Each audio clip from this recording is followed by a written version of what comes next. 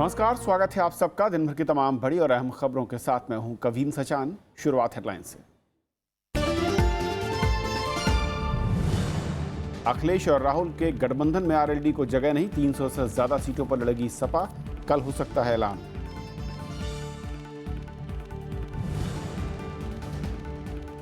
उत्तराखंड में शराब के दुरुपयोग को रोकना बड़ी चुनौती, राज्यसभा टीवी से बातचीत में बोले मुख्य चुनाव आयुक्त।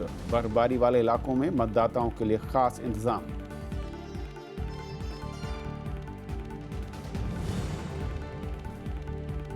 जलीकट्टू से पाबंदी हटाने को लेकर तमिलनाडु में व्यापक प्रदर्शन, अध्यादेश लाने में प्रधानमंत्री ने जताई असमर्थता। मुख्यमंत्री पनीरसेल्वम ने जल्द कदम उठाने का दिया भरोसा।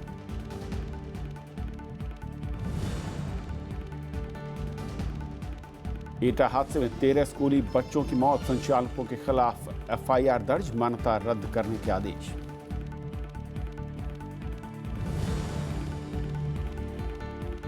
कटक वनडे में भारत का विशाल स्कोर, इंग्लैंड को दिया 382 रनों का लक्ष्य, युवराज और धोनी ने लगाए शतक।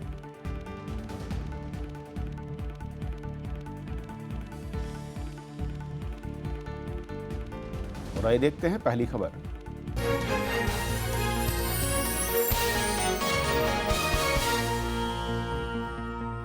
उत्तर प्रदेश के एटा में भीषण सड़क हादसे में 13 बच्चों समेत 15 की मौत हो गई। हादसे में जख्मी कई बच्चों की हालत गंभीर बनी हुई है। प्रशासन ने दोषियों के खिलाफ कड़ी कार्रवाई की बात कही है और प्रशासन के आदेश के बावजूद स्कूल खुला हुआ था, जिसे लेकर अब सवाल खड़े हुए हैं।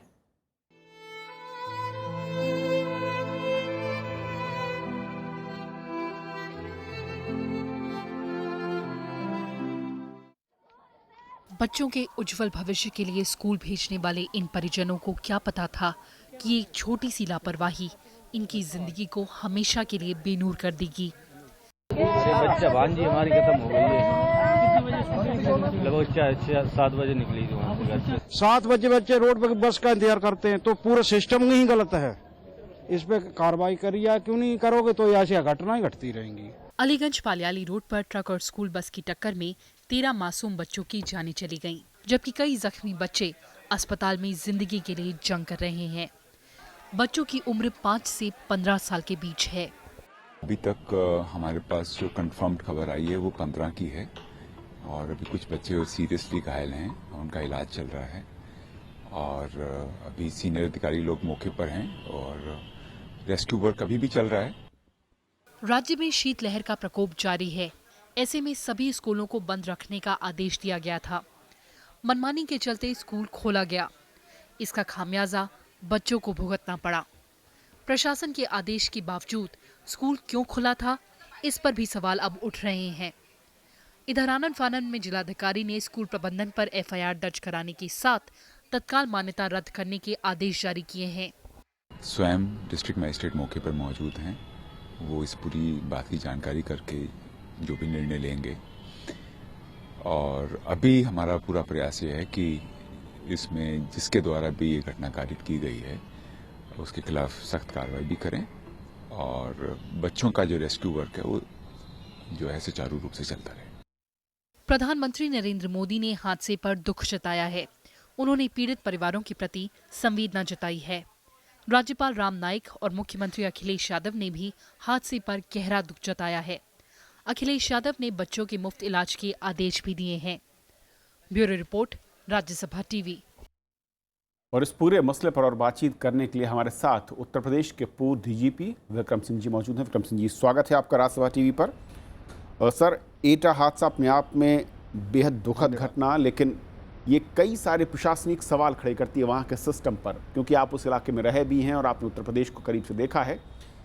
सबसे बड़ी गलती क्या नजर आती है इस घटनाक्रम के पीछे? सचान साहब, यह हृदय विदारक त्रासदी और भी ज़्यादा दुखद है क्योंकि ये अवॉइडेबल थी। जिलाधिकारी ने आदेश दिए कि शीतलहर के चलते सभी स्कूल बंद होंगे, लेकिन जेएस बाल विद्या मंदिर ने इसको नहीं बंद किया। तो मैं समझता हूं कि स्थानीय शासन प्रशासन की जिम्मेदारी थी कि जिलाधिकारी के आदेशों का अनुपालन कराएं।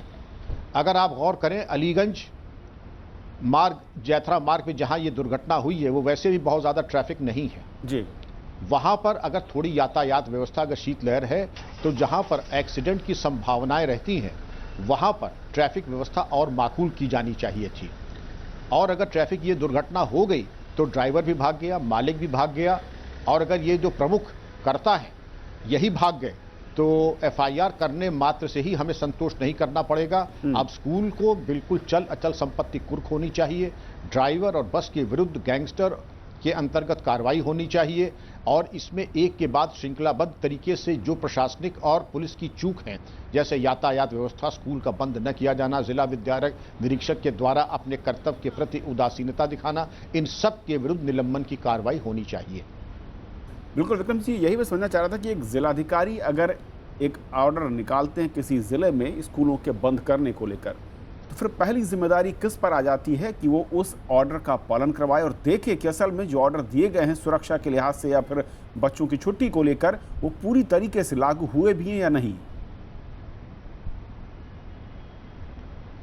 प्रथम दृष्टया एसडीएम, पुलिस क्षेत्राधिकारी और डिस्ट्रिक्ट इंस्पेक्टर ऑफ स्कूल्स की यह जिम्मेदारी थी कि इसको सुनिश्चित करते जिलाधिकारी ने अगर सुविचारित आदेश दिया है, किन परिस्थितियों में उसका अनुपालन नहीं हुआ, और अगर अनुपालन होता ये बिल्कुल अवॉइडेबल त्रासदी थी। ये दुर्भाग्य से इसका होना अपने में ही एक बहुत बड़ा प्रश्न चिन्ह लगाता है हमारी प्रशासनिक क्षमता के ऊपर और हमारी प्रशासनिक हम क्या प्रोएक्टिव कार्य कर सकते हैं। क्योंकि कई जगहों पर ये सिर्फ एटा का मसला है, क्योंकि यहाँ पर एक दर्द विदारक घटना सामने आई है। कई जिलों में हमने देखा विक्रम सिंह जी की जब स्थानीय प्रशासन ये आदेश जारी कर रहा था कि सर्दियां हैं, स्कूल बंद रखे जाएं, तमाम जगहों पर प्राइवेट स्कूल खुले रहे और उनके खिलाफ कहीं कोई कार्रवाई होती दिखती नहीं है। क्या वाकई ये लगाम उनके हाथ में नहीं होती, स्थानीय प्रशासन के हाथ में, या फिर कुछ और वजह है? सचान साहब, आपने बहुत अच्छी बात कही है कि आदेश देना एक चीज है और उसका अनुपालन कराना दूसरी ही चीज है। जिलाधिकारी तो केवल आदेश कर सकते हैं। जिलाधिकारी के लिए यह संभव नहीं कि प्रत्येक स्कूल में जाकर के अपने ही आदेश का अनुपालन सुनिश्चित कराए। इस कार्य के लिए एक बहुत बड़ी टीम है।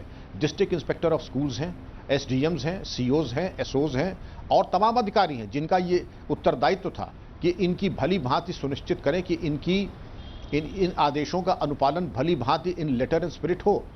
दुर्भाग्य क्या है, आदेश बहुत होते, आपने सही कहा। ये तो एक एटा में दुर्घटना हो गई तो ये बात दृष्टिगोचर हुई, ये बात उजागर हो गई। लेकिन अगर आप कहीं देखें, अगर पता लगाएं तो आपको जान करके दुख होगा, आप हतप्रभ होंगे कि लगभग 30% स्कूल्स जिलाधिकारी के आदेशों को नहीं मानते हैं, उनकी अवहेलना करते हैं। जबकि अब इससे ऊपर का आदेश कहां से अपेक्षित है? मुख्यमंत्री तो आदेश करेंगे नहीं। स्थानीय परिस्थितियों को दृष्टिगत रखते हुए जिलाधिकारी के द्वारा आदेश दिया गया। सामूहिक रूप से पुलिस अधीक्षक और डिस्ट्रिक्ट मजिस्ट्रेट ने अगर कोई निर्णय लिया है, सुविचारित निर्णय लिया है, उसका अनुपालन करना जनपद के प्रत्येक प्रशासनिक अधिकारी की जिम्मेदारी थी। स्पेशली थानाध्यक्ष से लेकर के एसडीएम और सीओ और डिस्ट्रिक्ट इंस्पेक्टर ऑफ स्कूल्स और जो शिक्षा विभाग के अन्य अधिकारी थे वो अपनी जिम्मेदारी से बच नहीं सकते हैं। एक आखिरी सवाल सर, स्कूल बसों का एक बड़ा मसला है, कोर्ट से लेकर और मैं कहूँ कि मुख्यमंत्री या फिर बड़े स्तर पर आदेश भी आए, उनके ड्राइवर किस तरीके के होंगे, बस में किस तरह की सुविधाएं होंगी, उनकी फिटनेस चेक होंगी, विजिबिलिटी क्या है ड्राइवर्स की वो देखी जाएगी, तमाम मानक तय किए गए। लेकिन जिस तरीके के हालात हकीकत में हैं, ये ऐसा लगता है कि हम हर रोज़ बुलाते हैं कि कहाँ पर और कब एक्सीडेंट हो। बिल्कुल सही बिंदु है, क्योंकि आज अगर आप देखें दुर्घटना में जो दुर्भाग्यपूर्ण मौतें होती हैं वो हत्या से कई गुनी ज़्यादा मौतें रोड एक्सीडेंट्स में होती हैं। शराब पी करके गाड़ी चलाना, लापरवाही से गाड़ी चलाना, इसके अलावा रोड एक्सीडेंट्स, अतिक्रमण, इसके अलावा जो हमारी रोड वर्दी वाहन नहीं है उन पर हमारे बच्चों को ले जाना और इस प्रकार की दुर्भाग्यपूर्ण एक्सीडेंट्स का होना, ये तमाम बातें इंगित करती हैं कि ट्रांसपोर्ट विभाग, पुलिस विभाग और प्रशासन को और अमूलचूल परिवर्तन करने हैं। आपने बिल्कुल सही कहा कि राजधानी से लेकर स्थानीय तौर तक, आयुक्त से लेकर के डीआईजी और आईजी तक सभी ने आदेश दिए हैं कि वाहन का फिटनेस, ड्राइवर का परीक्षण, ड्राइवर की जो लाइसेंसिंग कंडीशंस हैं उनके गुणवत्ता को सुधार के लिए बहुत बड़ी एक व्यापक एक्सरसाइज की ज़रूरत है। लेकिन एक्सरसाइज तो छोड़ दीजिए, कहा यह जाता है कि लाइसेंस जब जहां जैसे चाहें आप बनवा लें। एक बार आपने दुर्घटना में कोई सम्मिलित हो भी गया इसकी प्रबल संभावना है कि दोबारा लाइसेंस लेकर के दोबारा इस प्रकार की ये दुर्घटना करने के लिए ये हमेशा स्वतंत्र रहेगा। अब समय आ गया है कि जो गाइडलाइंस हैं ट्रांसपोर्ट विभाग की, मुख्यमंत्री सचिवालय की, पुलिस महानिदेशक की, मुख्य सचिव की, उनके आधार पर ऐसी प्रभावी कार्रवाई हो कि कम से कम भविष्य में इस प्रकार की दुखद घटनाएं ना हो। विक्रम सिंह जी, बहुत बहुत शुक्रिया, आपने वक्त दिया और इस अहम मसले पर हमारे साथ जुड़े आप। और ये थी हमारी पहली खबर। छोटा सा ब्रेक और ब्रेक के उस पार दिन भर की दूसरी बड़ी खबरें।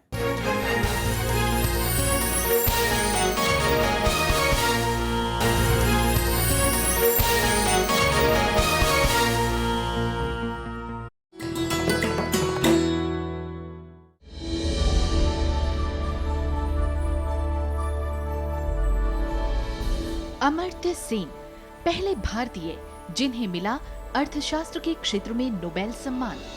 गरीबी और भूख जैसे विषयों पर सेन ने किया है उल्लेखनीय काम। लोक कल्याणकारी अर्थशास्त्र की उनकी अवधारणा ने दिलाई विश्वव्यापी पहचान। वर्ष 2010 में सर्वाधिक प्रभावशाली व्यक्तियों की टाइम मैगजीन की सूची में शामिल था उनका नाम।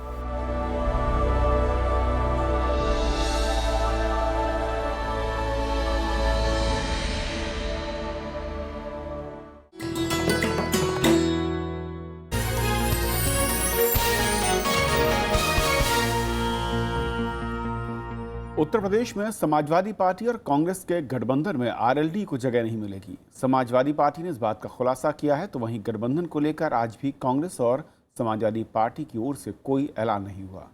कांग्रेस ने रायबरेली और अमेठी की सभी 10 सीटों पर चुनाव लड़ने की बात कही है।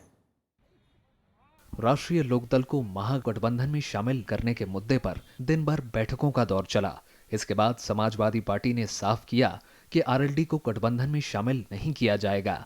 समाजवादी पार्टी नेता किरणमय नंदा ने कहा कि पार्टी 300 से ज्यादा सीटों पर चुनाव लड़ेगी। उन्होंने सिर्फ कांग्रेस के साथ तालमेल की बात कही। अलायंस केवल कांग्रेस का साथ होगा। देखिए, उत्तर प्रदेश का जो विधानसभा चुनाव 2017 में बहुत महत्वपूर्ण चुनाव है, तो हम लोग का सीधा कांग्रेस का साथ बात हुआ। जो एडजस्टमेंट होगा कांग्रेस का साथ ही होगा। फैसले पर पलटवार करते हुए आरएलडी ने आरोप लगाया कि समाजवादी पार्टी बीजेपी के दबाव में है। उत्तर प्रदेश में बिहार की तर्ज पे अगर कोई बात होती तो हम सांप्रदायिक दलों को हराना चाहते हैं। हमारा उद्देश्य है कि ये लोग कुछ लोग उनकी मदद कर रहे हैं और उनके दबाव में आए हुए हैं। कांग्रेस समाजवादी पार्टी के बीच सीटों के बंटवारे पर चर्चा जारी है। दोनों पार्टी किस सीट पर लड़ेंगी, इसे लेकर सहमति तकरीबन बन चुकी है। ये तय है कि अमेठी और रायबरेली की 10 सीटें कांग्रेस ही लड़ेगी, इसमें कोई कॉम्प्रोमाइज नहीं होगा। मुख्यमंत्री अखिलेश यादव ने चुनाव की तैयारियों को लेकर गुरुवार को भी विधायकों के साथ मुलाकात की।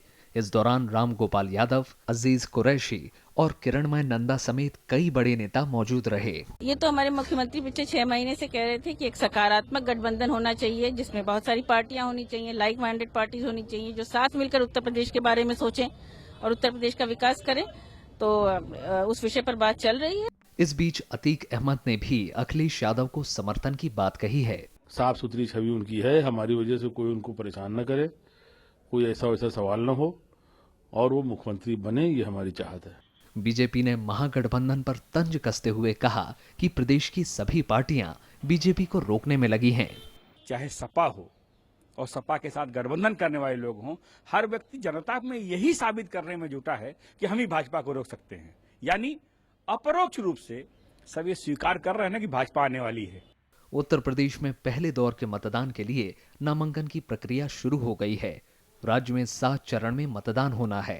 कांग्रेस तो यूपी में महागठबंधन चाहती थी, लेकिन अखिलेश यादव ने आरएलडी से यूपी चुनाव में किसी भी गठबंधन से इनकार कर दिया। अखिलेश यादव ये दिखाना चाहते हैं कि बीजेपी के खिलाफ बनने वाले किसी भी गठजोड़ के लिए तो वो तैयार हैं, लेकिन गठबंधन में अगर उनकी पार्टी के वर्चस्व को कोई चुनौती मिलती है तो उससे वो समझौता नहीं करेंगे। लखनऊ में कैमरा सरोज कुमार दास के साथ पंचानन मिश्रा, राज्यसभा टीवी। चुनाव आयोग की टीम ने उत्तराखंड चुनाव की तैयारियों का जायजा लिया। निष्पक्ष चुनाव के लिए तैयारियों पर मुख्य चुनाव आयुक्त नसीम जैदी ने देहरादून में राज्यसभा टीवी से खास बातचीत की। उन्होंने कहा कि बर्फबारी वाले इलाकों में मतदाताओं की सुविधाओं का खास ख्याल रखने के निर्देश दिए गए हैं। यहाँ आप लोगों की मीटिंग हुई, 2 दिन मीटिंग चली, क्या यहाँ पर मुख्य चुनौतियाँ आपके सामने हैं? देखिए, यहाँ पर जो हमने पूरे 2 दिन चर्चा करी उसमें मुख्यतः 3-4 चुनौतियां हैं। एक तो चुनौती जो सभी पॉलिटिकल पार्टीज और विभिन्न माध्यमों से हमें मालूम पड़ा, वो है यहाँ पे शराब का वितरण और उसका दुरुपयोग हमारी निर्वाचन प्रक्रिया में।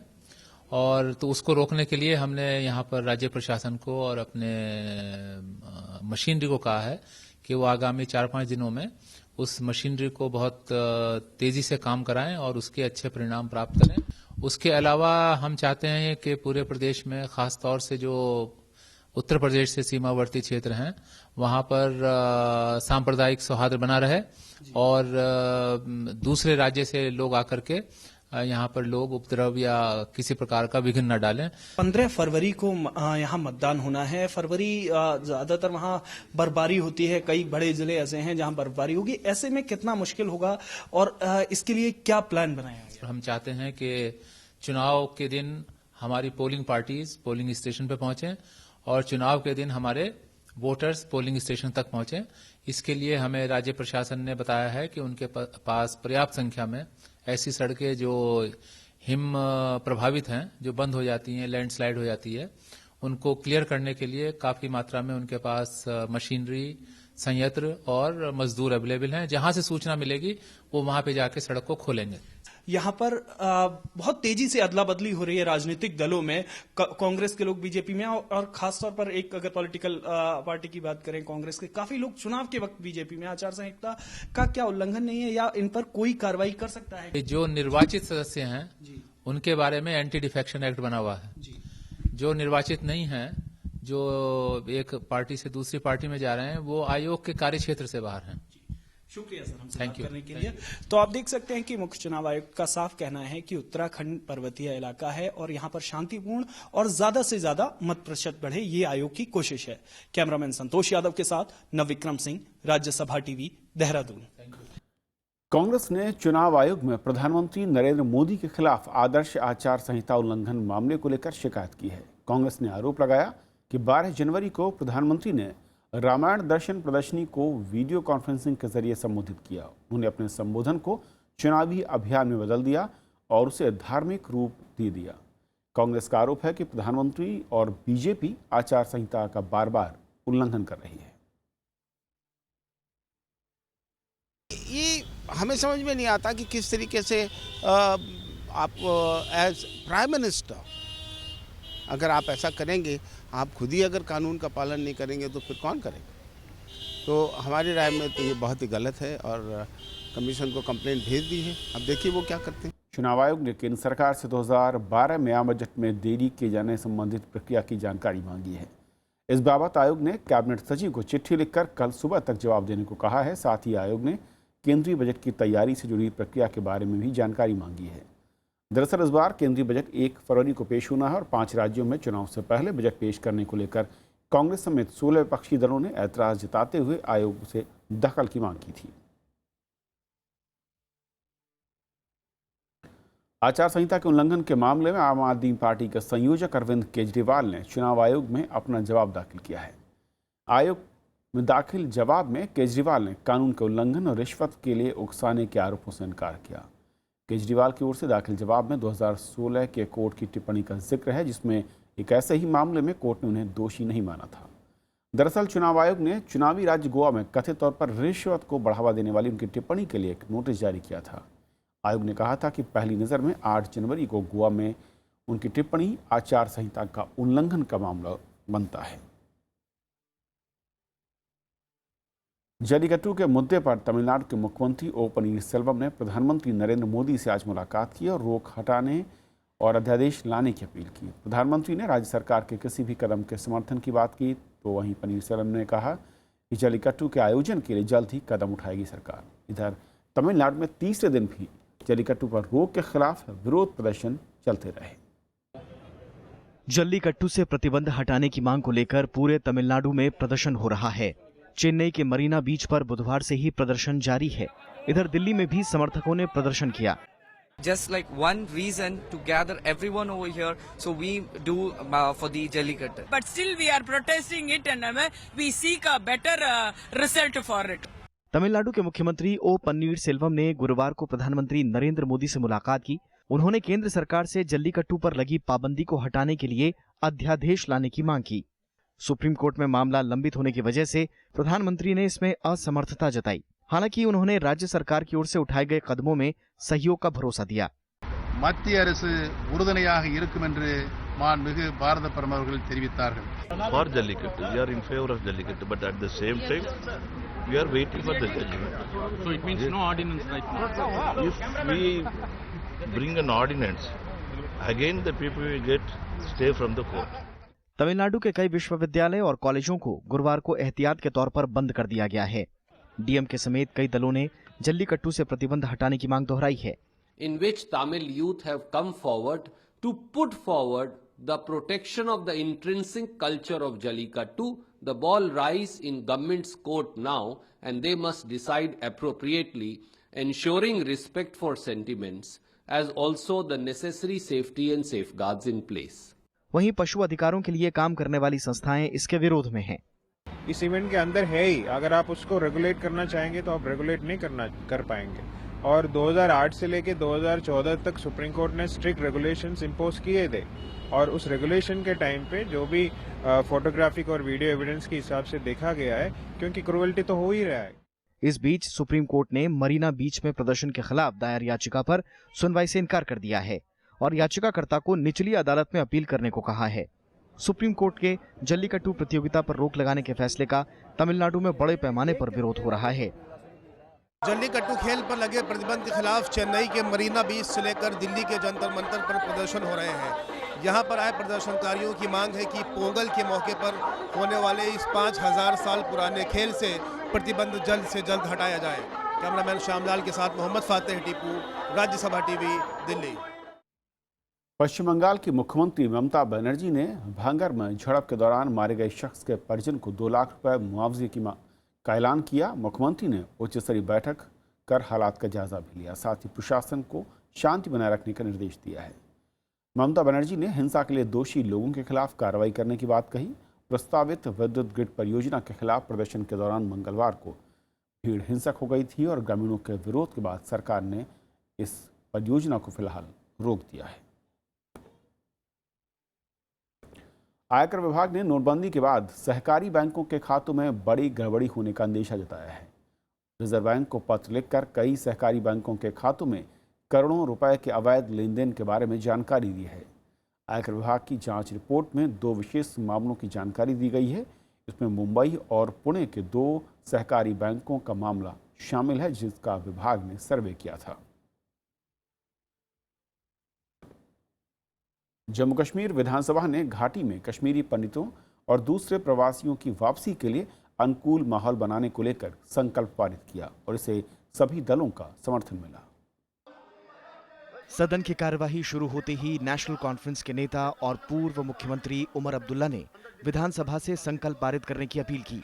उन्होंने कहा कि 27 साल पहले घाटी से कश्मीरी पंडित, सिख समुदाय और कुछ मुसलमानों को पलायन करने के लिए मजबूर होना पड़ा था। उसका एक रेजोल्यूशन जाए कि हम सब सियासत से ऊपर उठ के हमारी कोशिश रहनी चाहिए कि जितने लोग इन 27 सालों में मुश्किल हालात में जान बचाने के लिए निकले हैं, हमारी मुकम्मल कोशिश रहनी चाहिए कि हम उस तरह के हालात दोबारा बनाएं कि वो अपने घर वापस लौट सके।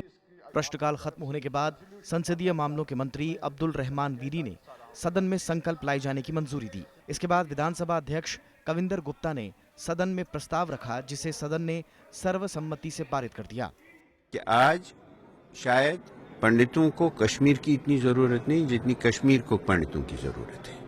We need them more than they need us. तो इसके लिए जरूरी है एक डायलॉग हो, एक एनवायरनमेंट बने। 1990 में घाटी में आतंकवाद की शुरुआत के बाद बड़ी संख्या में कश्मीरी पंडित विस्थापित होने को मजबूर हुए थे। तब से वे लोग जम्मू और देश के दूसरे हिस्सों में रह रहे हैं। Bureau report, Rajya Sabha TV. Bharat और इंग्लैंड के बीच 3 वनडे मैचों की सीरीज का दूसरा मैच ओडिशा के कटक में खेला जा रहा है। इंग्लैंड ने 381 रन के जवाब में 20 ओवर में 128 रन बना लिए हैं और पहले बल्लेबाजी करते हुए टीम इंडिया ने महेंद्र सिंह धोनी और युवराज के बीच 256 रनों की साझेदारी की बदौलत 382 रनों का लक्ष्य दिया। टॉस जीतकर इंग्लैंड ने पहले गेंदबाजी का फैसला किया। बल्लेबाजी करने उतरी टीम इंडिया की शुरुआत खराब रही। 25 रन पर ही 3 विकेट गिर गए, लेकिन महेंद्र सिंह धोनी और युवराज सिंह की शानदार बल्लेबाजी के चलते भारत ने विशाल स्कोर खड़ा किया।